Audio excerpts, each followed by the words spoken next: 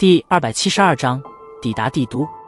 黑夜降临，夜色笼罩着大地，天空之上，银月高悬，淡淡的月华稀薄地挥洒而下，将一些黑暗缓缓地驱逐。